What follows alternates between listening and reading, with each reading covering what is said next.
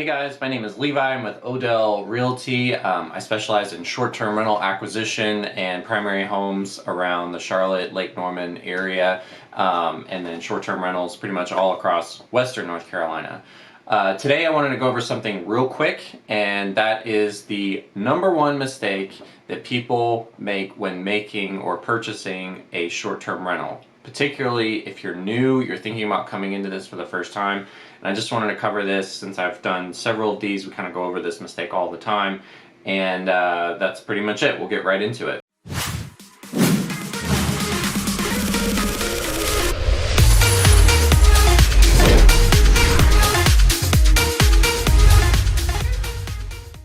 All right, basically the number one mistake that people make is not knowing how to interpret the data. Obviously, there's a ton of data and free information that's out there. You can look it up on YouTube, you can look it up on pretty much anywhere, Google or whatever, but what it happens is that people get overwhelmed with data. They have a ton of information that come in, and then they look for specific market data, and they may get funneled into just like one or two pieces of software that they think they understand. They make a purchase, and then their short-term rental underperforms. So if you're listening to a guru, you're in a Facebook group or something like that, and people are saying, hey, this is a good deal, and then you don't actually have real data that can corroborate that and do proper underwriting with the for the property, you can get yourself in a pickle real quick. So two ways to remedy this. One is experience, just knowing, having done this before and knowing what metrics that you need to look for when identifying a candidate for being a potential really good short-term rental property. And then the second thing would be using somebody who's done this, like a realtor or a broker or somebody like that that's already done this multiple times and knows exactly what to look for, because you may have an area that's very, very good, like a location, but there are certain types of homes that don't do well on that location.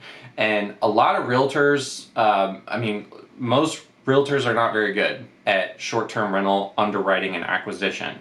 So if you're using somebody just generically because you think you have the information, but then your short-term rental struggles, well, there's probably a good chance that you and your realtor didn't understand what you needed to be looking for in a specific market. Each market is going to have like multiple types of homes that do well better than others. And so being able to pick those out, I see this all the time. People are posting in Facebook groups and stuff like that, just asking like, why isn't my short-term rental performing when everyone else is?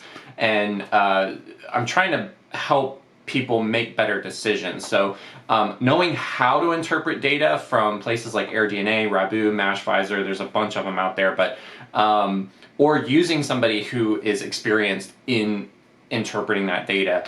It's not that you have to use a realtor every single time, because I think once somebody learns how to do it, then they're able to do it a little bit more on their own. They know what to look for and how to underwrite these properties. But I think if you're doing it for the first time, it's probably good to use a realtor that is extremely experienced in short-term rental acquisition, has data that they're paying for, and can show you how it works. So that's pretty much it.